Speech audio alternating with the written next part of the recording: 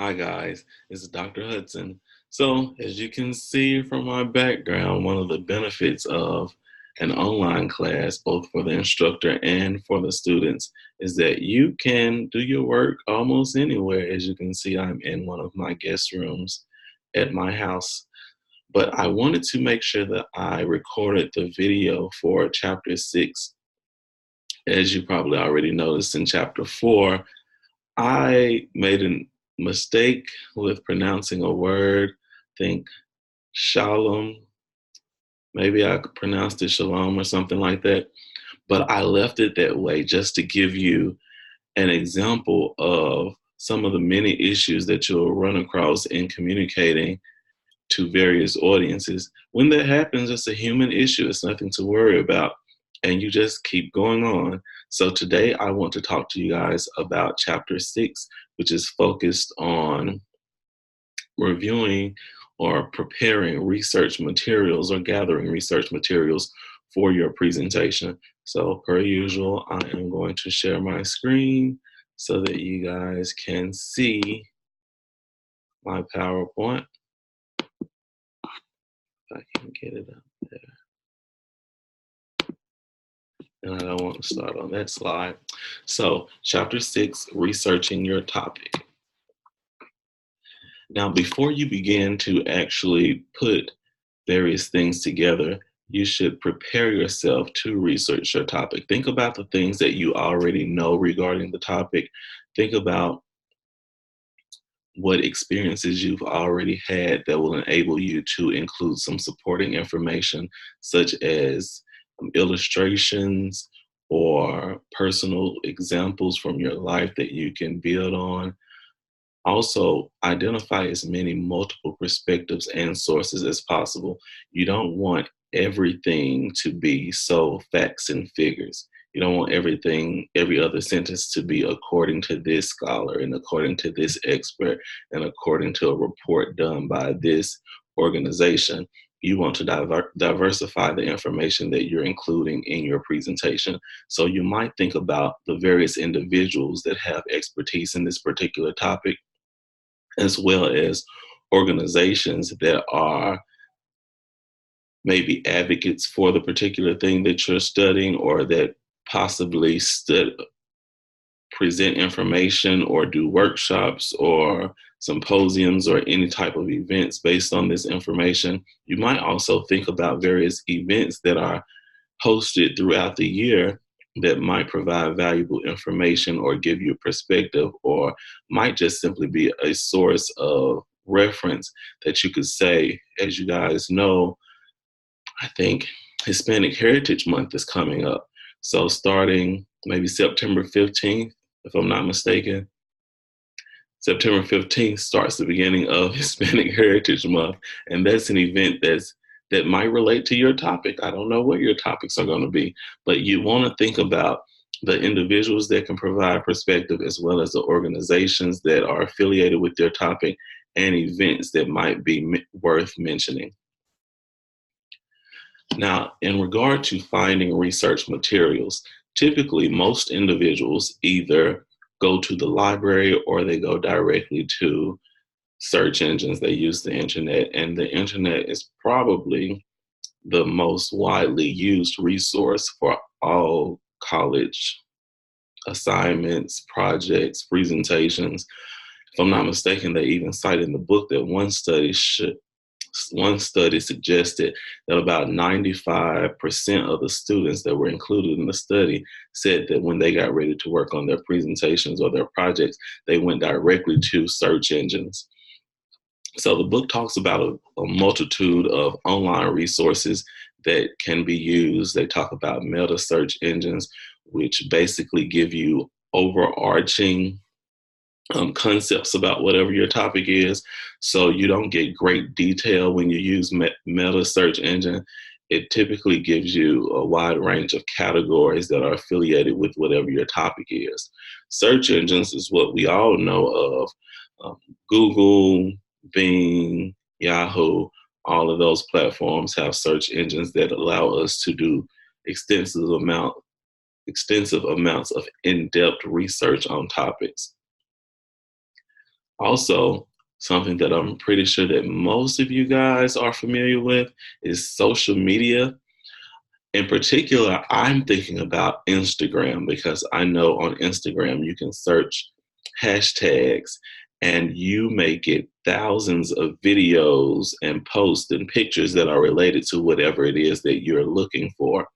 So that might be beneficial also to give you some really diverse, up to date information about whatever your topic is. For all you know, your topic might be trending.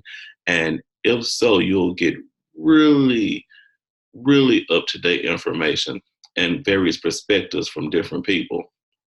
Also, you might look into blogs, personalized presentations of information that various authors have put on their platforms, and you might want to include some of that just so that you'll have a diversity of information in your presentation. So in terms of library resources, the first and often overlooked but very valuable resource that the library offers is the librarian. They are experts in research. They know exactly what the library system offers to students. So it would behoove any student who is trying to do research and is not considered an expert in the topic to ask questions to the librarian first to see what they might be able to share in regard to the best measurements necessary to start your research project. They might even be able to tell you about specialized databases that will give you great detail regarding your topic. So when we talk about the catalog, we're talking about the books, the stacks. We're talking about all of the printed resources that the library has access to. I know when I was younger, we had what was called a card catalog, and you flip through the little drawers to see what books were in the library based on your topic. This day and age, I think almost every library, even the ones who still have card catalogs, will have access to the catalog via the internet. So you can log onto the computer and see what books and printed resources are available through the library system. Now, reference works include other resources in the library, such as encyclopedias, and many people actually still use encyclopedias other than Wikipedia because there are specialized encyclopedias. There are some encyclopedias that focus simply on legal information. There are encyclopedias for African American history. There are encyclopedias for famous individuals. So all of these resources might be things that you might consider depending on your topic. Also, we have newspapers. Many libraries have access to both local and nationally known newspapers. Many will have subscriptions to the Wall Street Journal, to the New York Post, to those well-known newspapers, as well as the newspapers that are produced and distributed in your local town or county. The last thing that I want to talk about in regard to library resources is academic databases. Academic databases are well recognized and often used, particularly in academic research, because they are what's called peer reviewed. These databases have a number of journals that publish articles regularly from experts in the fields. So you'll have academic databases that focus on business, some that focus on communication, so several that focus on the health field. And that's a great source of information for very credible information that can be used as a reference in I'm almost willing to say every single class will or instructor will be willing to accept a reference that has been provided through an academic database. If reading what's online and going through the academic databases and reading the books and the newspapers and going through social media is not enough for you, and you would like to gather some qualitative information, some information that's directly from an individual, you may elect to conduct a research interview. Now, when you get ready to conduct your research interview, make sure that you develop questions that are open ended that allow your interviewee to really give you individualized information. You don't want to give leading questions. You don't want to give closed ended questions or suggest that you're looking for a particular answer. You want to make sure that you're asking questions that prompt your interviewee to think about their personal experiences, to think about something that might be unique to what they can bring to the table. You want to make sure that you're leaving the door open for additional questions to be sparked for this. Oftentimes when you're doing an interview, the answer to one question might prompt an additional question. So make sure that you're leaving that door open, asking open-ended questions. And when you ask these questions, make sure that they're not hostile, that they're not disrespectful, because you don't want to burn any bridges, and you just really don't want to be disrespectful in general. If someone is giving you their time, if they respect you enough to give you their time and energy, and they're willing to do an interview with you, you have to honor that. Now, regardless of the research, regardless of what you're looking at, what platform you're getting it from, you want to examine it based on three things. Is the information reliable? So basically, you're looking at the source, you're looking at the authorship, you're considering, is this person an expert? Are they credible? Can I believe them? Also, you want to examine the validity of the information. When they speak to you, when you read an article, or when you read a post or you read a book, does it sound credible? Does it sound like it makes sense? Is it something that you would feel comfortable putting your name on? Because no matter where the source, no matter what the source is, if you thought it was good enough to include in your presentation or in your paper or whatever you're working on, then you're putting your name on it and you're vouching, because it's going to impact your credibility as the spokesperson, as the speaker, as the writer, if you include their information in your piece. The last thing is currency. How recent was this information published or produced? So typically, with most fields outside of STEM, you get a little wiggle room within 10 years. So if, as long as it's not older than 10 years, you can probably get away with using it in your presentation or your paper. The only exceptions that I'm really familiar with would be theoretical information. So if you want to go back to the original theorist, if you're talking about communication theory, for example, and you want to go back to the original theorist and use the exact words that were in the original theory, then you can use older research. But more than likely, you'll be within the 10-year time frame. And for STEM field, that's science, technology, engineering, and mathematics, it changes so regularly that typically you don't want anything that's older than 5 years. All right, so there are some rules and guidelines when conducting research that are discussed in the book, and I actually add a couple, and some of them are not on this list, but remember, I do suggest that you read the chapter. Do not depend on these videos. So one thing that I think is very important is that you start early, particularly when researching for speeches.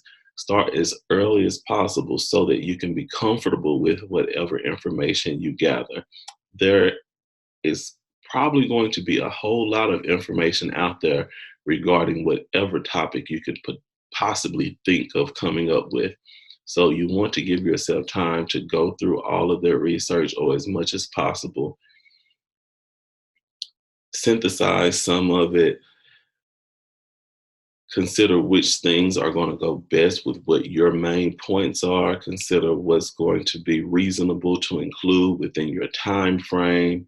This whole process might take a little while, so give yourself time to go through the information, put it together as you see fit, and then practice. practice is important. So make sure you have enough time to get the information, to understand the information, and then to practice presentation of the information. Schedule research time. I know that you guys are probably pretty busy. You have school, most of you probably have work. So make sure that you allot a certain amount of time to doing your research, to preparing for your presentation. Take plenty of notes while you're looking through your research, through the books and through the web pages and through the social media posts. Make notes. And as you record those notes, make sure you record them in a consistent format. You don't want to be confused on page 3 of your notes because it doesn't look like page 1 and you forgot what you meant to demonstrate through this particular use of format. So make sure that you have a consistent way of notating whatever you need to pull from the various articles and various sources of research. Make separate entries for each. This is important. One, just for the sake of being organized and being able to recognize where information came from, but also in regard to recognizing where information came from, you do not want to confuse the words of one researcher with the words of another. That's just an ethical thing for me. If someone said something or gave an idea that you thought was valuable enough to use, you should definitely give them credit for that. So you don't want to misquote anyone. You don't want to leave anyone out who actually did play a role in producing a piece that was used in your presentation. So be mindful of that and make sure that you have separate entries and that they are recorded consistently. Also distinguish between direct quotations, things that have been paraphrased, and your own unique ideas. Sometimes as you're reading, as you're preparing for your presentation, you'll put multiple ideas together, or it might make you think about something in your actual life that might be connected to the topic, and you might want to jot that down. But make sure that you're separating what you just randomly thought of versus those things that could not be worded any other way and you had to use a direct quotation versus those things that you have reworded a little bit or maybe synthesized multiple pieces within an overarching idea. Make sure that you separate those things and you remain organized throughout your research process. Okay, guys, as always, if you have any questions, comments, or concerns, feel free to reach out to me. I hope that you guys have a great week.